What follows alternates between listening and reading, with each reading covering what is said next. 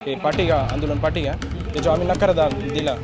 त्याच्यावर मंत्री बोलले तुम्हाला जे करायचं ते करा, मी काय 15 दिवसात राजीनामा देत नाही. एवढं खोटं बोलतात डायरेक्ट आपण विचारसुद्धा नाही करू शकत. ज्यावेळेस आपला बंद कॅमेरा खोल्याआड चर्चा होती त्यावेळेस आपल्याला त्या व्यक्तीची प्रवृत्ती दिसून येते. ते एवढे बोलले तुम्ही करून काय करणार, माझे पुतळे जाळणार, तुम्हाला जाळायचे ते जाळा, मी काय सांगू शकत नाही. मंत्रालयाचा अनुभव वाईट आहे. मंत्रालयाचा अनुभव म्हणजे दबावाचा. सर्वसामान्यांचं जनसामान्यांचं सरकार आहे. नाही जनसामान्य सरकार नाही तिथं डायरेक्ट डिक्टेटरशिप सारखी तिथं परिस्थिती मंत्रालयामध्ये. पुण्यातील मांजरी परिसरामध्ये आहोत. गेले 13 दिवस महाराष्ट्रात आदिवासी विद्यार्थी त्यांच्या प्रलंबित मागण्यासाठी आंदोलन करत आहेत. पुण्यातील मांजरीचं आंदोलन, या आंदोलनाच्या प्रमुख मागण्यांची जी आहे ती राज्य सरकारने दखल घेतली. तिथलं एक शिष्टमंडळ होतं, ते काल मुंबईमध्ये गेले आणि त्यांच्या आदिवासी मंत्र्यांना घेऊन त्यांनी मुख्यमंत्र्यांसोबत चर्चा केली. गडचिरोलीमध्ये जे काही 6 लोकांना स्नेक बाईट झाला, साप चावला, त्यातील 3घींचा दुर्दैवी याच्यामध्ये अंत झाला. त्यांच्या कुटुंबियांना आर्थिक मदत, त्यांच्या भरतीच्या ज्या काही जागा आहेत त्या देखील त्यांना मिळाव्या. बोगस आदिवासी झालेत त्यांना देखील यातून बाजूला करावं. त्याचबरोबर हॉस्टेल असेल, त्यांच्या जेवणाचा प्रश्न असेल, महिलांची सुरक्षितता असेल, ती गर्भवतीची चाचणी असेल, अशा असंख्य मागण्या घेऊन हे सर्व विद्यार्थी गेले होते. अजूनही त्यांच्या मागण्या काही पूर्ण झाल्या नाहीत. फक्त जी काही वयोमर्यादा होती, जी मागणीची सर्वत्र चर्चा झाली सोशल मीडियावर आणि सगळीकडं, ती अट कुठेतरी शिथिल केलेली आहे. अशोक उईके जे मंत्री आहेत आदिवासी, त्यांनी याबाबतच्या दुपारी पत्रकार परिषद घेऊन माहिती दिली. मात्र या मांजरीमध्ये असंख्य पुढारी लोक, नेते मंडळी येत आहेत, विद्यार्थ्यांशी संवाद साधत आहेत आणि त्यांची बाजू घेण्याचा प्रयत्न करत आहेत. मात्र आजही आदिवासी आमदार आलेले नाहीत, खासदार आलेले नाहीत. विद्यार्थी जे आहे माझ्यासोबत आहेत ते काल मंत्रालयामध्ये गेले होते. काय अनुभव होता मंत्रालयाचा? काल रात्री आमची 5 तास जवळजवळ चर्चा झाली मंत्र्यांसोबत. कोण कोण होते मंत्री आपले विकास मंत्री होते आणि त्यांचा स्टाफ होता, त्यांचे सचिव वगैरे. त्याच्यावर आपले बऱ्याच मुद्द्यांवर चर्चा झाली आणि चर्चा चालू असताना मंत्र्यांनी आम्हाला सांगितलं की तुम्ही हे आंदोलन पाठी घ्या, त्याच्यावर आम्ही नकार दिला.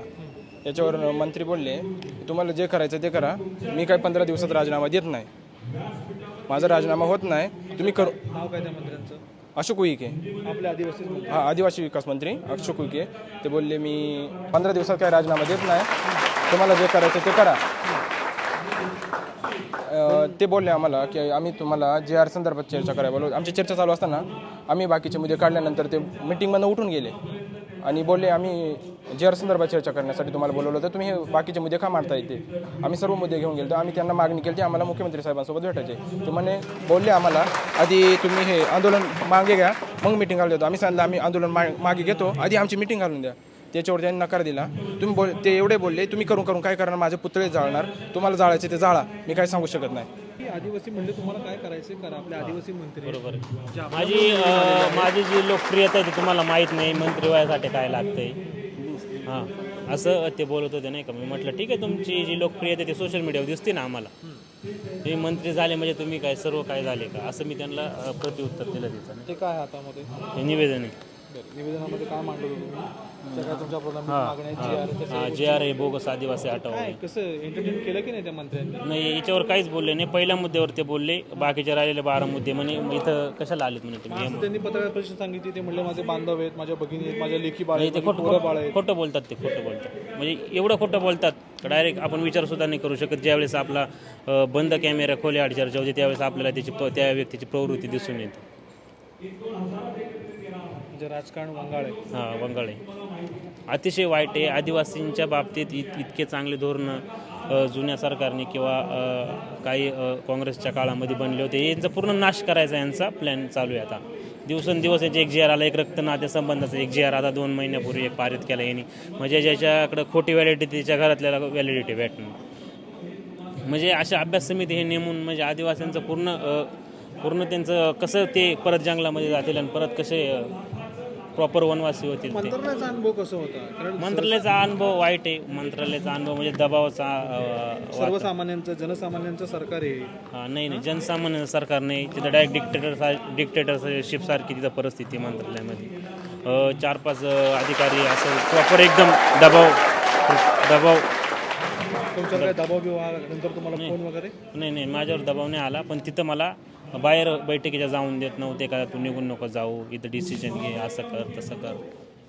पण मी काय ऐकलं नाही, मी निघून आलो. म्हटलं काय मला तुमचे विचार पटत नाही तर मी कशाला थांबलो असं. विद्यार्थी काय म्हणले पाहिजे, सगळे राहणारे विद्यार्थ्यांचं काय म्हणणं? आज असंख्य लोकप्रतिनिधी येत आहेत, एवढ्या तुमच्या मागण्या प्रलंबित राहिल्या. आमच्या ज्या मागण्या आहेत त्या आतापर्यंत काही सरकारने पूर्ण नाही केलेल्या आहेत आणि आम्ही विद्यार्थी पूर्णपणे त्या मागण्यावर ठाम आहोत. जोपर्यंत आमच्या मागण्या पूर्ण होणार नाहीत तोपर्यंत आमचं उपोषण मागे हटणार नाही. काय करता पुण्यात तुम्ही? मी आत्ताच 3rd इयरला आहे, शिक्षण घेतो. कुठून आलात? मी यवतमाळ जिल्ह्याचा आहे. किती वर्ष लिहा हॉस्टेलला? 2 वर्ष झाली. कशी आहे परिस्थिती? तुम्ही बघा ना, तुम्हाला जी दिसणार आहे तीच आहे. म्हणजे एकदम हालाकीची परिस्थिती आहे. आपली इथं व्यवस्थित सुविधा नाही. 2011 GRमध्ये इथं जनरेटरची सोय उपलब्ध करण्याची तरतूद आहे. इथे 1 घंटा लाईट गेलेली. तिथं अजूनसुद्धा 2011 GRमध्ये त्या गोष्टी अजून इम्प्लिमेंट नाही झाल्या. आता 2027 चालू आहे. लाईट जाते का इथे? जाते ना. अभ्यास वगैरे होतो तुमचा इथे? आता वातावरण बघा तुम्ही, एवढ्या म्हणजे शहराच्या किती बाहेर आहे हे हॉस्टेल, मध्यवर्ती भागात नाही आहे. ट्रॅव्हलिंगला वेळ लागतो. म्हणजे बऱ्याच अडचणी आहेत, भरपूर आहेत. एका रूममध्ये किती लोक राहतात तुम्ही? एका रूममध्ये साधारण 6 ते 7.